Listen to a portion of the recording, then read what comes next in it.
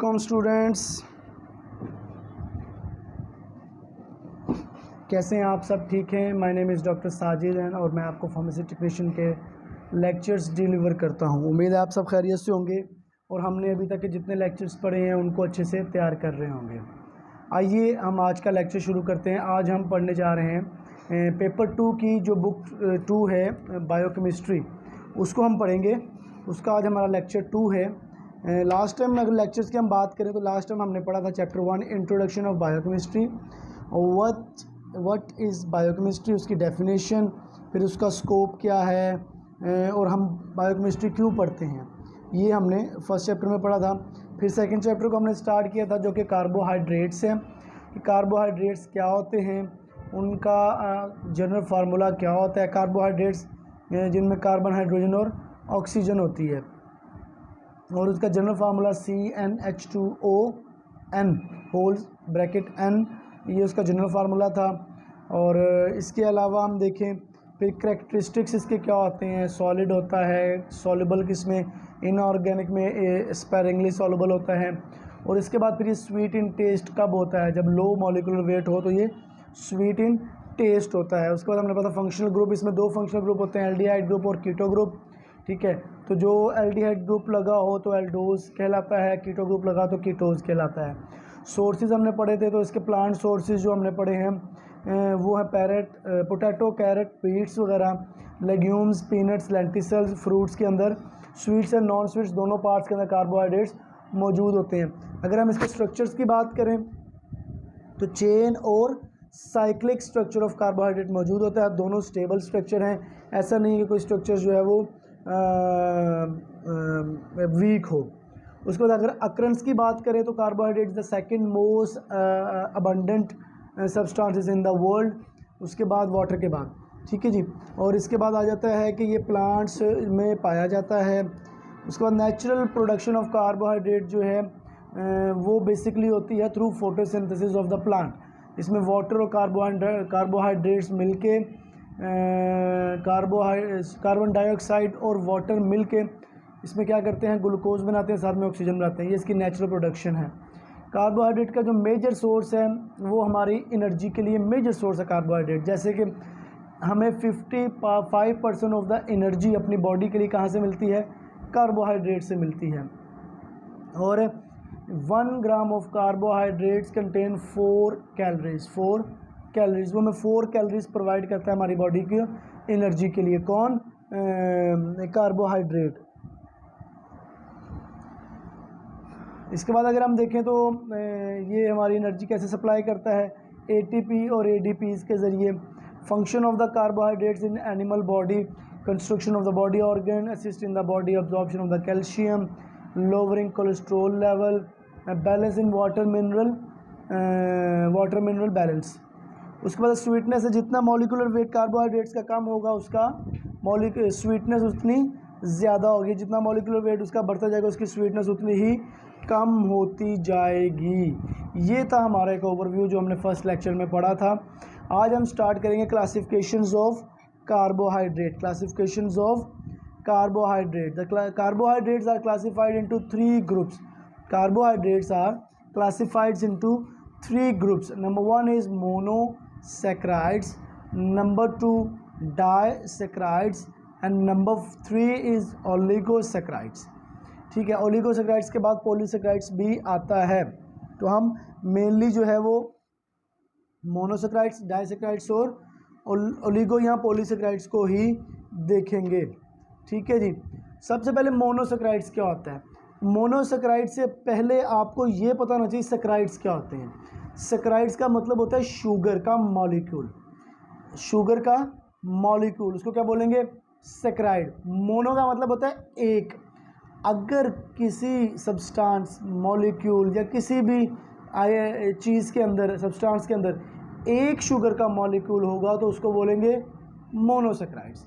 अगर किसी भी सब्सटेंस के अंदर 2 शुगर के मॉलिक्यूल्स, 2 सैकेराइड्स के मॉलिक्यूल्स होंगे तो उसको बोलेंगे डाइसैकेराइड्स।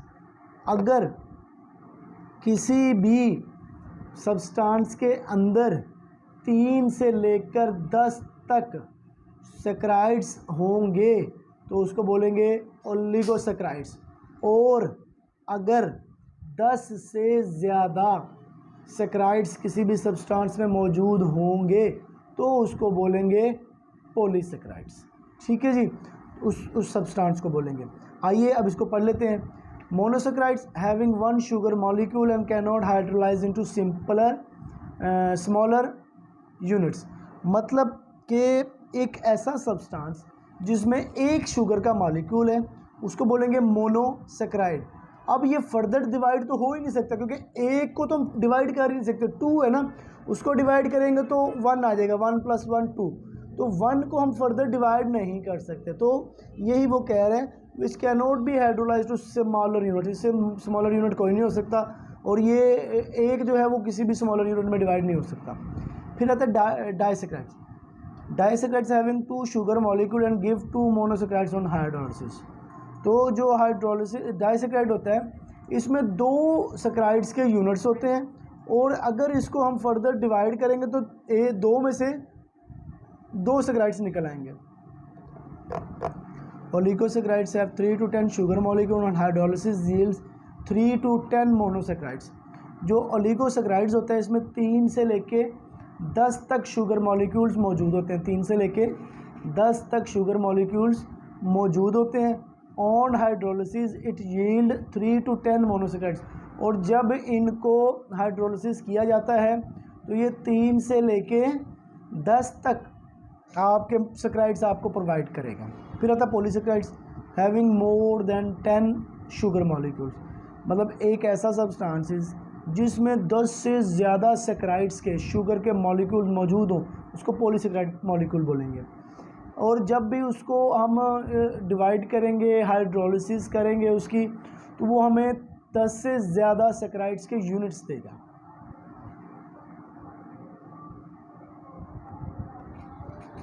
अब आ गया सबसे पहले monosaccharides. Mono mean 1, saccharide mean sugar.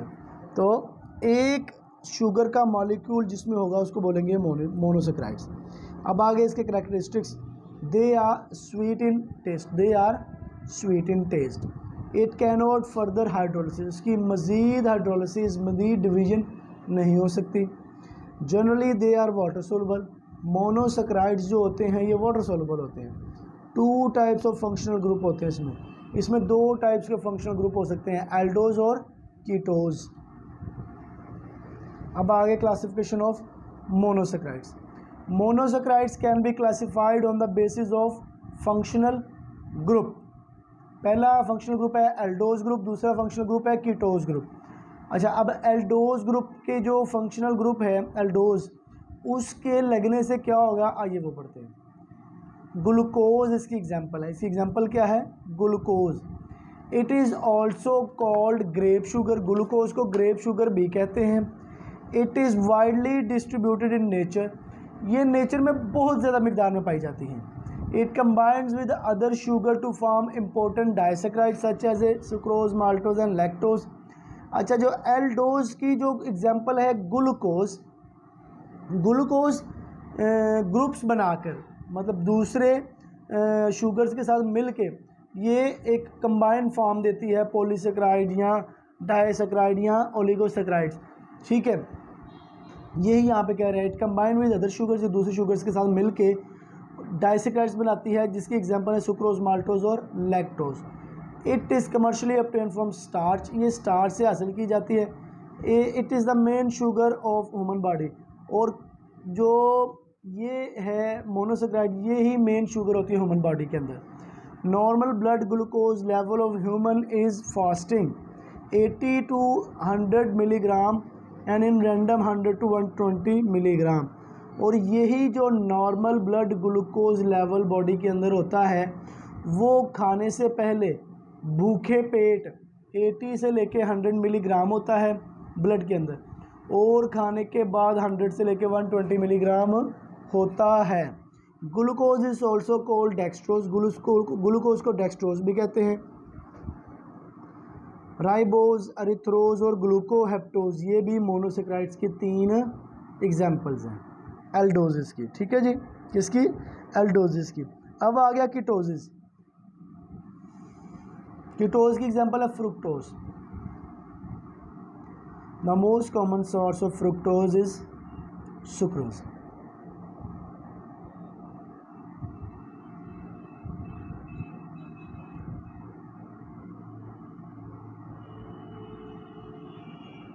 वो ये कह रहा है कि फ्रुक्टोज को हम सुक्रोज से हासिल करते हैं, और ये जितनी भी शुगर्स हैं सब में से जो मीठी होती है वो फ्रुक्टोज होती है, सबसे मीठी फ्रुक्टोज होती है। आपका जो शहद होता है, खालिस शहद, उसमें भी फ्रुक्टोज होती है। Pure honey contain fructose. It is present in appreciable amount in seminal fluid and act as a source of energy for spermatozoa. तो जो सेमिनल फ्लूइड होता है मेल्स के अंदर, उसके अंदर भी फ्रुक्टोज होती है, और ये स्पर्मेटोज़ोआ जो होता है उसको भी न्यूट्रिएंट्स फ्रुक्टोज ही प्रोवाइड करती है। इसमें आती है एरिथ्रोलोज, राइबुलोज और सीडोहेप्टुलोज, ये इसकी एग्जांपल्स हैं। तो सेकंड आता है disaccharides. Having 2 sugar molecules give 2 monosaccharides on hydrolysis. 2 sugar molecules जो हैं वो 2 मोनोसैकराइड्स ऑन हाइड्रोलिसिस देते हैं, मतलब डाइसैकराइड्स हैं। डाइसैकराइड्स वो सब्सटेंस जिसके अंदर 2 शुगर होंगे। अच्छा, जब डाइसैकराइड्स को हम डिवाइड करेंगे तो 2 शुगर मॉलिक्यूल्स मिलेंगे। डाइसैकराइड्स अकर नेचुरली, ये कुदरती तौर पर पाए जाते हैं। They are less sweet than monosaccharides, और ये मोनोसैकराइड से लेस स्वीट्स होते हैं। The 2 monosaccharides units with glycosidic linkage, they are white crystalline solids। अच्छा, ये दोनों जो आपस में सैकराइड्स हैं, ये जो जुड़े होते हैं, ये ग्लाइकोसाइडिक लिंकेज के थ्रू आपस में जुड़े हुए होते हैं। 2 ग्लूकोज के 2 सैकराइड्स के मॉलिक्यूल्स। ये वाइट क्रिस्टलाइन सॉलिड होते हैं, सॉलिड फॉर्म में होते हैं, वाइट और क्रिस्टलाइन फॉर्म में होते हैं। They are soluble in water, ये वाटर में सॉल्युबल होते हैं। Their molecular mass greater than monosaccharides, इनका जो मॉलिक्यूलर मैस होता है वो मोनोसैकराइड से ज़्यादा होता है। Classifications. Homogeneous, if all sugar molecule in disaccharides are same it is called homogeneous. मतलब आपके डाइसैकराइड्स के अंदर तमाम सैकराइड्स, तमाम शुगर्स एक ही जैसी हैं तो उन्हें होमोजीनस डाइसैकराइड्स बोलेंगे। इसकी एग्जांपल है माल्टोस, ठीक है जी। सेकंड है heterogeneous. If all the molecules are different in disaccharides called heterogeneous. अगर आपके डाइसैकराइड्स के अंदर जो शुगर मौजूद हैं वो एक जैसी नहीं है तो उनको बोलेंगे हेट्रोजीनस डाइसैकराइड्स। एग्जांपल्स ऑफ डाइसैकराइड्स आती हैं सुक्रोज, इनके अंदर ग्लूकोज और फ्रुक्टोज मिलकर सुक्रोज बनाता है। अब आप ये देख लें, ग्लूकोज एक अलग मॉलिक्यूल की शुगर है, फ्रुक्टोज अलग शुगर है, तो जब ये दोनों मिलेंगे तो ये हेट्रो डाइसैकराइड बनाएंगे। ग्लूकोज प्लस ग्लूकोज दोनों एक जैसी मॉलिक्यूल्स शुगर हुई, तो जब ये मिलकर डाइसैकराइड बनाएंगे तो होंगी homogeneous disaccharide. Sucrose, glucose plus fructose, it is also called saccharin, it is common table salt, table sugar sorry. तो आम तौर पे जो हमारे घरों पे शुगर पाई जाती है वो सुक्रोज होती है। सेकेंड है लैक्टोज। लैक्टोज में ग्लूकोज प्लस ग्लैक्टोज, ये भी हेट्रोजीनस डाइसैकराइड है। तो it is also cold milk sugar. तो खून के अंदर जो जो ब्लड, जो मिल्क के अंदर आपकी मिठास होती है उसको मिल्क शुगर कहते हैं, वो आमतौर पे लैक्टोज होती है, ग्लूकोज प्लस ग्लैक्टोज।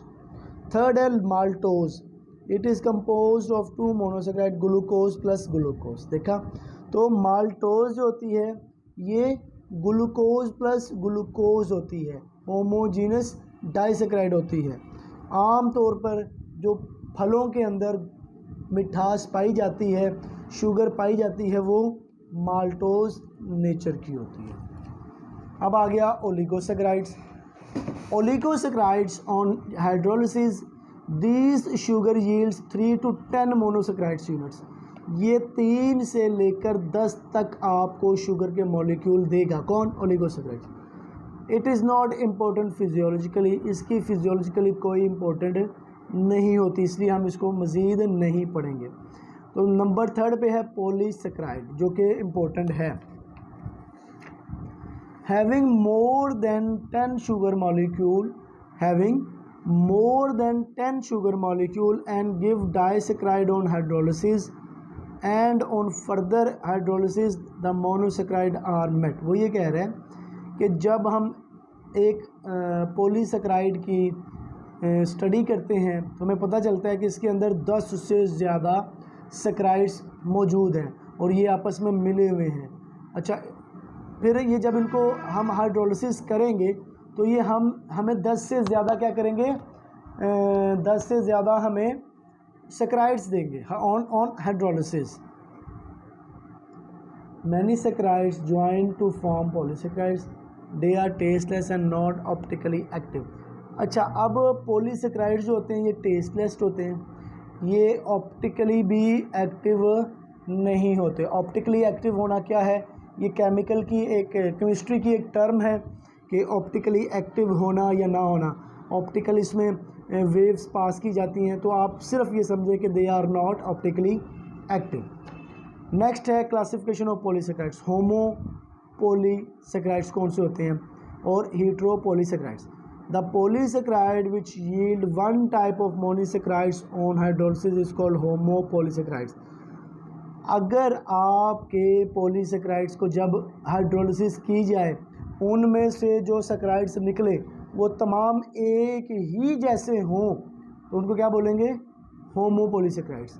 और सेकंड है the polysaccharide which yield different types of monosaccharides on hydrolysis called hetero polysaccharides.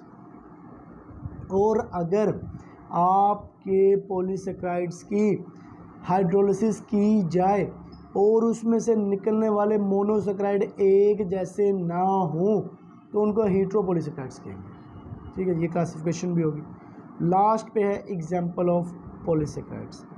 Number 1 example आती है cellulose, most abundant on earth, present in cell wall of plant. मतलब cellulose जो है वो polysaccharide की सबसे बड़ी एग्जाम्पल है। ये प्लांट्स के अंदर मौजूद होता है, प्लांट्स के अंदर सेल वॉल के अंदर मौजूद होता है।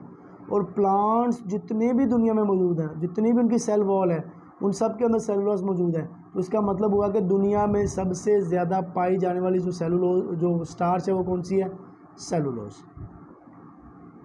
शुगर। सेकेंड है starch, it is the store food material plant in corn grain. तो जो आपके प्लांट के अंदर स्टोर फूड है उसके अंदर जो कार्बोहाइड्रेट स्टार्च जो सेलुलोज जो शुगर पाई जाती है वो क्या है, स्टार्च। फिर आता है glycogen, it mainly occur in animal muscles and liver. Glycogen आपके ग्लूकोज की स्टोर फार्म है जो कि एनिमल्स के लिवर्स और मसल्स में स्टोर होती है। फिर आता है starch, it occurs in grain seeds and tubers, types है अमाइलोज एंड अमाइलोपेक्टिन। तो ये हमारा जो है कार्बोहाइड्रेट ख़त्म हुआ। आइए इसको दोबारा एक बार देख लेते हैं जो हमने आज पढ़ा है। क्लासिफिकेशन, मोनोसेकेराइड्स 1 शुगर वाला, डाइसेकेराइड्स 2 शुगर वाला, ओलिगोसेकेराइड्स 3 से 10 शुगर वाला, और पॉलीसेकेराइड जिसमें 10 से ज़्यादा शुगर्स मौजूद हों। फिर मोनोसेकेराइड्स की 2 क्लासिफिकेशन हमने पढ़ी हैं, एल्डोज ग्रुप और कीटोज ग्रुप। ठीक है, और इसमें फिर हमने डाइसेकेराइड्स में पढ़ा है होमोजीनियस डाइसेकेराइड्स और हेट्रोजीनियस डाइसेकेराइड्स। अगर ऑन हाइड्रोलिसिस एक ही जैसे शुगर मॉलिक्यूल्स आप यील्ड कर रहे हैं तो वो क्या होगा, डाइसेकेराइड्स। और अगर एक जैसे मोनोसेकेराइड्स नहीं है तो फिर वो क्या होगा, हीट्रो डाइसेकेराइड्स। फिर ओलिगोसेकेराइड्स, फिर पॉलीसेकेराइड्स। तो पॉलीसेकेराइड्स क्या है, अगर वो 10 से, ओलिगोसेकेराइड्स क्या है 3 से लेकर 10 तक मोनोसेकेराइड्स यील्ड हो, और पॉलीसेकेराइड 10 से ज़्यादा मोनोसेकेराइड्स अगर यील्ड होते हैं तो वो क्या कहलाएगा, पॉलीसेकेराइड्स।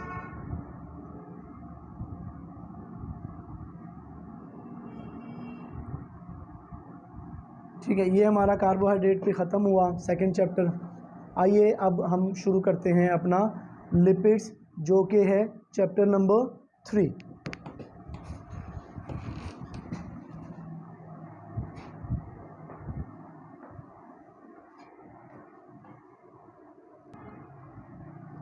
चलें जी, अब हम पढ़ते हैं अपना chapter number 3 which is lipids.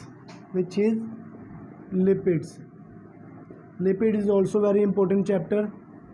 It is a small chapter but a very important one. You have to very concentrate on this chapter.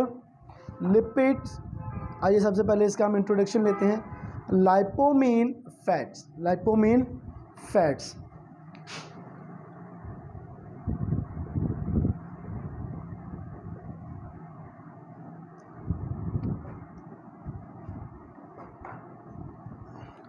The lipids are inorganic substances occurring in plant and animal tissues, belong to a very heterogeneous group of compounds related to fatty acids.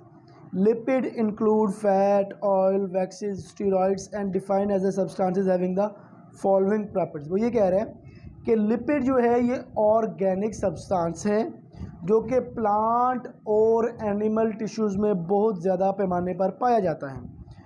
ठीक है, इसमें बहुत ज़्यादा हीट्रोजेनस group मौजूद होते हैं fatty acids के। Lipids के अंदर जो चीज़ें होती हैं वो होती हैं fats, oils, steroid, waxes etcetera.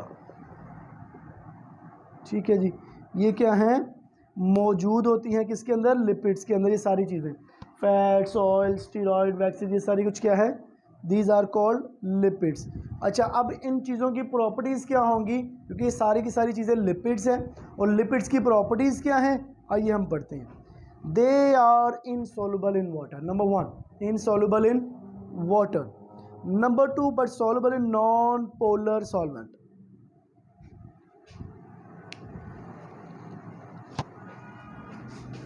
Insoluble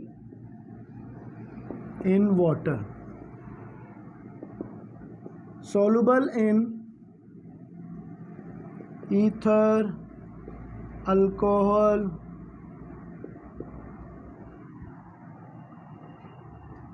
chloroform, benzene, etc. ठीक है जी। Their primary building block are fatty acid, glycerols, phenogenes and sterols. अच्छा, अब ये फैट्स है, इसका जो बिल्डिंग ब्लॉक है ना बेसिक, वो है fatty acid. Fats fatty acid से मिलकर बनते हैं। ऑयल का जो बेसिक यूनिट है वो है ग्लाइसिरॉल। ग्लाइसिरॉल के यूनिट्स मिलकर ऑयल्स बनाएंगे। स्टीरॉयड का जो बेसिक यूनिट है वो है स्टीरोल। बिल्डिंग ब्लॉक कहते हैं आमतौर पर बेसिक यूनिट को। एक मकान बनता है ना घर का, वो बनता है बेसिक यूनिट ईंटों से। एक एक ईंट मिलके घर की दीवारें बनाती हैं, घर की पूरा घर बनाती हैं। तो इसी तरह जैसे हमारा जिस्म है ना, इसका मेन बिल्डिंग ब्लॉक क्या है, cell. Cell is the main building block of the body. तो एक एक सेल मिलके हमारा जिस्म, हमारे ही जिस्म के हिस्से बनते हैं। इसी तरह ये मेन बिल्डिंग ब्लॉक्स हैं, फैट्स का फैटी एसिड, ऑयल का ग्लाइसरोल, स्टीरॉयड का स्टीरोल और वैक्सीज का है स्फिंगोसिन।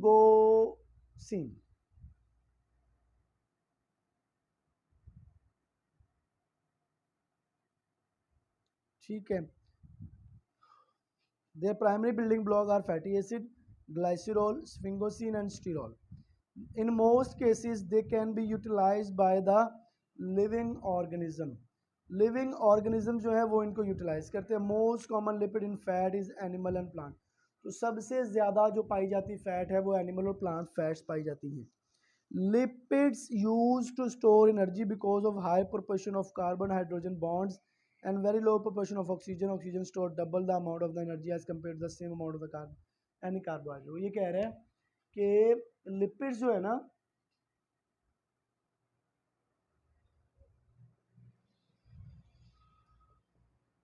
ये हमारी बॉडी की एनर्जी को भी स्टोर करते हैं। जैसे आपने देखा हमारे पेट, हमारे थाइज वगैरह, यहाँ पे जो मसल्स होते हैं बेसिकली लिपिड्स होते हैं ना, जो स्टोर हुए होते हैं। तो हमारी ज़्यादा एनर्जी इन्हीं में स्टोर होती है। अच्छा, कोई मोटा बंदा है, जब वो एनर्जी मतलब एक्सरसाइज करना शुरू कर दे भाग दौड़ शुरू कर दे, काम वगैरह ज़्यादा करना शुरू कर दे, तो वो पतला होता है, क्योंकि यही जो लिपिड्स हमारी बॉडी के अंदर स्टोर हुए होते हैं ये पिघलना शुरू हो जाते हैं। आइए अब इनकी क्लासिफिकेशन पढ़ते हैं।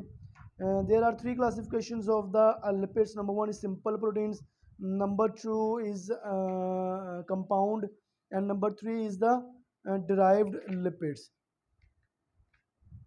तो सबसे पहले सिंपल लिपिड्स कौन से होते हैं? Simple lipids this classes includes fats, oils and waxes. तो इनके अंदर क्या होता है? फैट, ऑयल और वैक्सेस होती हैं, वही जो पहले बात की है। फैट और ऑयल्स पहले हम पढ़ेंगे, फिर हम बाद में वैक्सेस को पढ़ेंगे। Fat and oils are the esters of fatty acid with glycerols.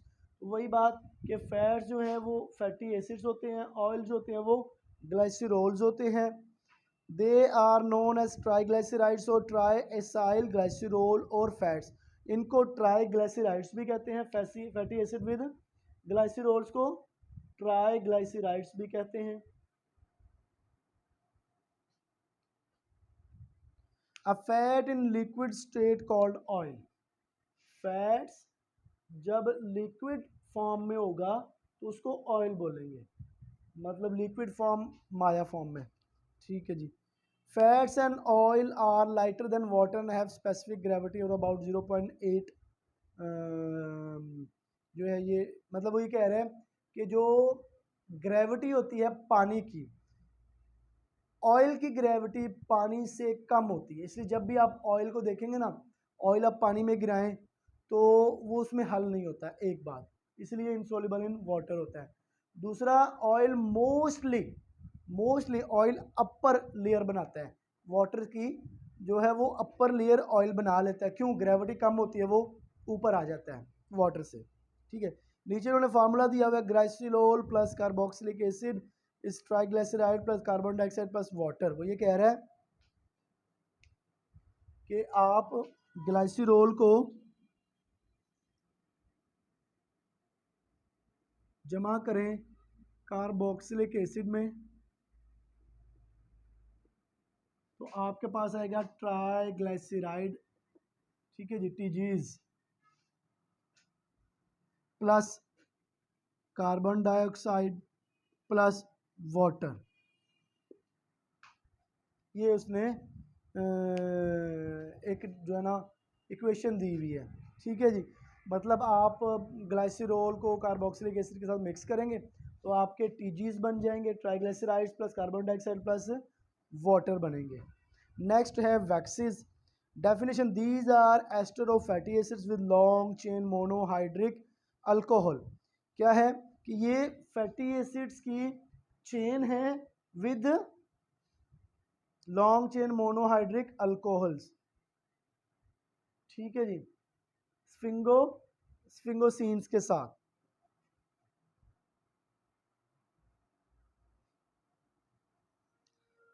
occurrence, waxes are widespread in nature as secretion of certain insects as protective coating of skin.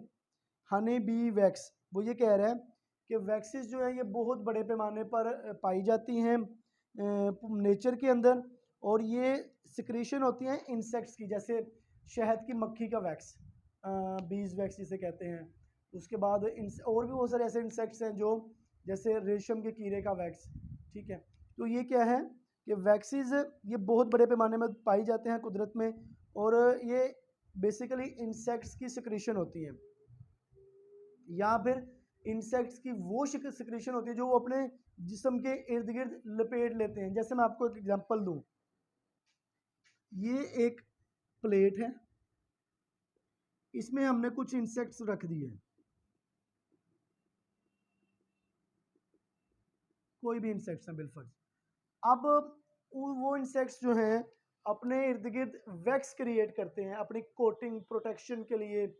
अच्छा, अब वो करेंगे यहाँ पर, वैक्स को क्रिएट करते जाएंगे अपने इर्द गिर्द, वैक्स बनाते जाएंगे बनाते जाएंगे बनाते जाएंगे। अगर बाद में हम इन ऑर्गेनिजम्स को यहाँ से निकाल दें और वैक्स हम इजीली हासिल कर लें, ठीक है, ये भी एक तरीका होता है वैक्स हासिल करने का। ठीक है। एग्जाम्पल है honey bees wax, fur of animal, certain animal oils and well largely compose of waxes. और बाज़ औक़ात हम कुछ एनिमल्स को लेते हैं, उनके अंदर से भी हम वैक्सीन हासिल करते हैं। फिर ह्यूमन सिक्रीशंस वैक्स हैं। अब इंसानी जो जिस्म है ये भी कुछ ना कुछ वैक्सीज सिक्रीट करता है। जैसे बाज़ औक़ात आपके कान में कुछ वैक्सीज आ जाती हैं, बाज़ औक़ात आपके पसीने के अंदर कुछ वैक्सीज आ जाती हैं, तो ये कुछ वैक्सीज है। Sebum wax, sebum is a secretion of human skin having waxes. आपकी स्किन के अंदर से जो वैक्सीज सिक्रीट होती हैं उसे सीबम कहते हैं। It help to skin to be moist and flexible. ये आपकी स्किन को मॉइस्ट रहने में हेल्प आउट करता है और फ्लेक्सिबल रहने में। Plant wax is present in the cuticle of the plant cell. Next है कंपाउंड और कॉम्प्लेक्स लिपिड। नेक्स्ट है कंपाउंड और complex lipids. These are the esters of fatty acids containing group in addition to an alcohol and fatty acids। ये asters हैं fatty acids जो कि group बनाते हैं अल्कोहल और फैटी एसिड्स के साथ। मतलब कंपाउंड या कम्प्लेक्स लिपिड से आप ये समझ लें कि अगर दो मॉलिक्यूल्स मिलके कुछ लिपिड्स बना रहे हैं तो उनको हम कंपाउंड या कॉम्प्लेक्स लिपिड्स बोलेंगे, ठीक है। और ये बाज़ अगर फैटी एसिड्स के होते हैं ना, वो ग्रुप बनाते हैं या तो अल्कोहल के साथ या दूसरे फैटी एसिड्स के साथ।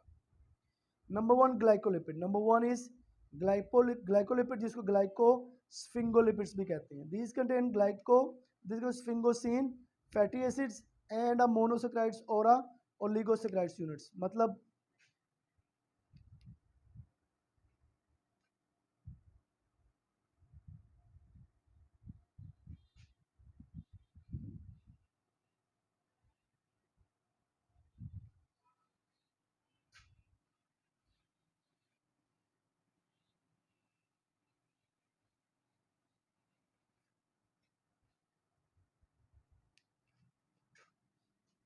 आपका अगर मोनोसेक्राइड है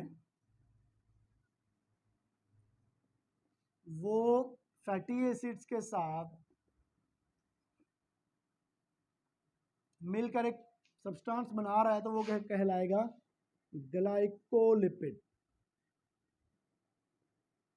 नाम से आपको समझ आ रहा है, ग्लाइको से मतलब ग्लूकोज। ग्लूकोज क्या है? सेक्राइड। सेक्राइड मोनोसेक्राइड है। मोनोसेक्राइड भी हो सकता है, डाइसेक्राइड भी हो सकता है, ओलिगोसेक्राइड भी हो सकता है।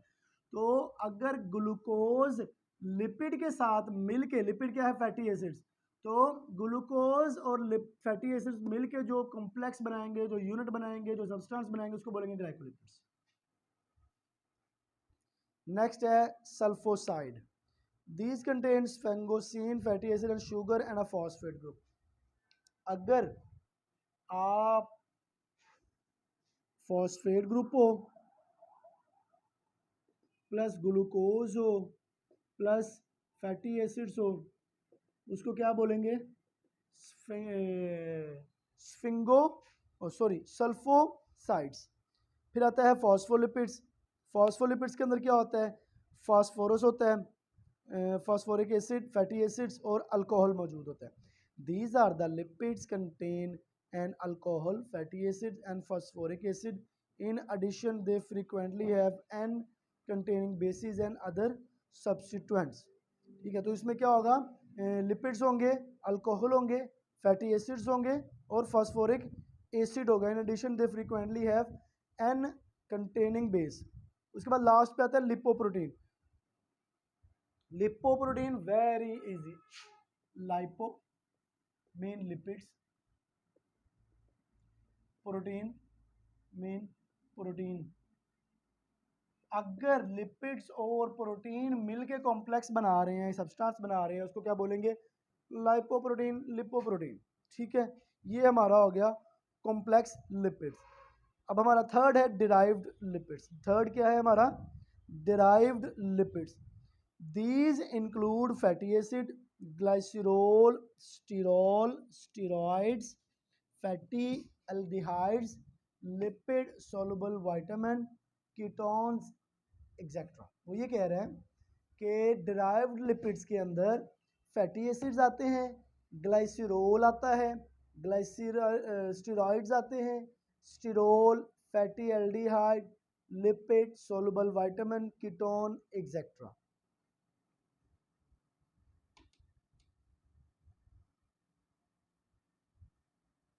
अब इनको बारी बारी पढ़ लेते हैं हम। सबसे पहले fatty acids. Hydrolysis of fat is called fatty acids. आपके फैट को हाइड्रोलिसिस करना, उसकी ब्रेक डाउन करना फैटी एसिड्स कहलाती है। Fatty acids contain hydrocarbon chain bonded to COOH group. आपकी जो फैटी एसिड्स हैं उनमें लॉन्ग चेन हाइड्रोकार्बन मौजूद होते हैं, साथ में COOH ग्रुप भी मौजूद होता है। They are aliphatic monocarboxylic acids. इनको हम एलिफेटिक मोनोहाइड्रोक्सिल एसिड भी कहते हैं। Classification, fatty acids may be classified into number 1 saturated fatty acids. Saturated fatty acids होते हैं they do not contain double bond. Saturated fatty acids वो fatty acids होते हैं जिनमें डबल बॉन्ड नहीं होता। अच्छा, डबल बॉन्ड होने का या ना होने का क्या मतलब होता है? डबल बॉन्ड होने का मतलब ये होता है कि आपने केमिस्ट्री में पढ़ा होगा, जिन कंपाउंड्स के अंदर डबल बॉन्ड होता है वो अनस्टेबल होते हैं, उनकी हाइड्रोलिसिस जल्दी हो जाती है और वो जल्दी से एटम रिलीज़ कर देते हैं। लेकिन जिनमें सिंगल बॉन्ड होता है वो ज़्यादा स्टेबल होते हैं, अनस्टेबल नहीं होते। हाइड्रोलिसिस इतनी जल्दी उनकी नहीं होती, वो एटम या जो है बॉन्ड इतनी जल्दी रिलीज़ नहीं करते, उनकी ब्रेक डाउन मुश्किल होती है।